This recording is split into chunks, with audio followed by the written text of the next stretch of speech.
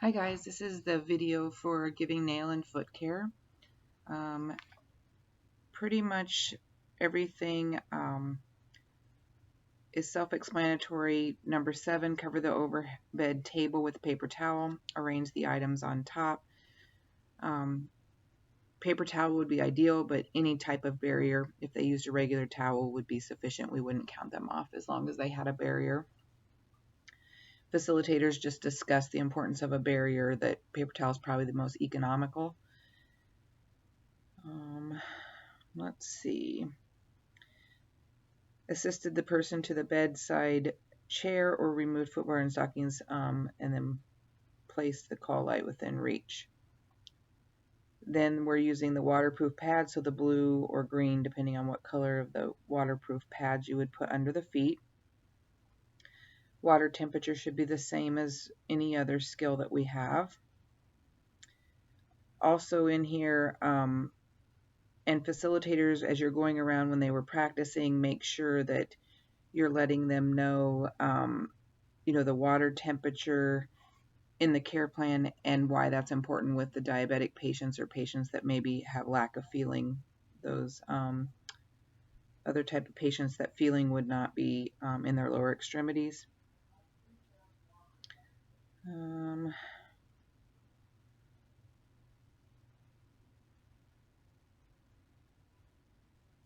So they're kind of in this skill doing it at the same time. Their feet and their hands are soaking at the same time.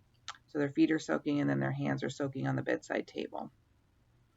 And they're using the little kidney basin for the hands. You can talk about that. I don't know that we have to. I don't know that we have enough basins in all areas that you can use a basin for both. I don't know that it's necessarily a deal breaker what type of container that they use. If you have enough basins that they can use a basin for the feet and a basin for the hands, I don't think it's really a deal breaker. However, they have them soak their nails if whatever equipment's available.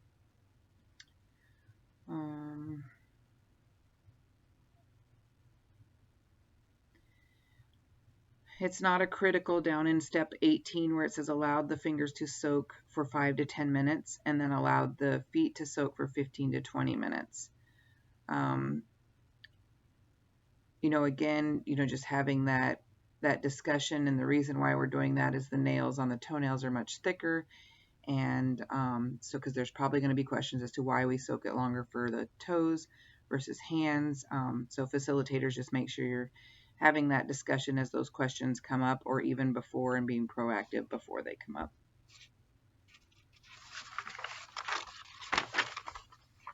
Step 21, really nothing different than what we've done. Cleaning under the nails with the orange wood stick and wiping off after each nail. One thing that is different is pushing that cuticle back with the orange wood stick, and just making sure that facilitators, you're talking to them about gently doing that. One thing that is new is clipping the fingernails straight across with the nail clippers. Now, we will get some nail clippers. I know Vicki grabbed a few pair. I didn't think of the fact that we actually didn't have nail clippers. So for that, they're probably going to have to, at the time being, if you don't have nail clippers there, just that will be one that until you get the nail clippers, they're pretty much saying that, that they're going to indicate that they would clip them straight across. Step 24 is a start item, filed and shape the nails with an emery board or nail file. If they're talking to the patient and say, oh, I'm going to get, these edges smooth, or if you're seeing that they're feeling that they're for smoothness, as long as they're doing an indication that you can tell that they are competent and are aware that it needs to be smooth and no rough edges. Then the lotion to the hands, making sure that they warmed it and understanding that it is for the patient comfort. Step 27 is the removing gloves, hand hygiene, and put on clean gloves. And then they're going on to the foot.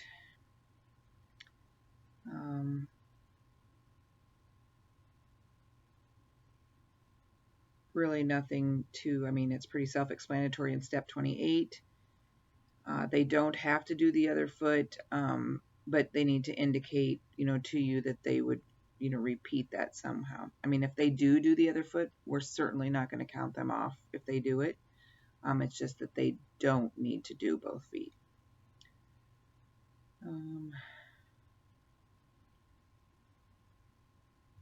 Step 31 is another star or critical. Applied lotion to the top, soles, and heels of feet. Did not apply between the toes. Warm the lotion before applying it. Removed excess lotion with a towel. We want to see them, or they need to indicate somehow that they would not put it between the toes.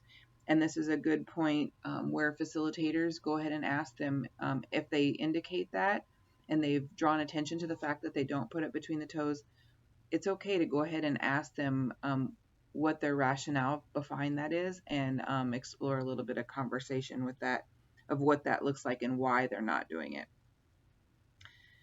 They wouldn't, if they indicate not to put it between the toes and you do ask a question to explore it and they don't know the rationale, it doesn't mean that they're going to fail that part of the skill. I mean, because they indicated it, you're just giving them, if they can't do the rationale, you've explained to them the rationale, but they got that point correctly. You just expanded on that knowledge base for that student.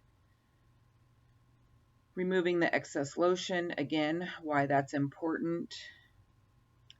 Step 32 is also a critical because that's the gloves and hand hygiene.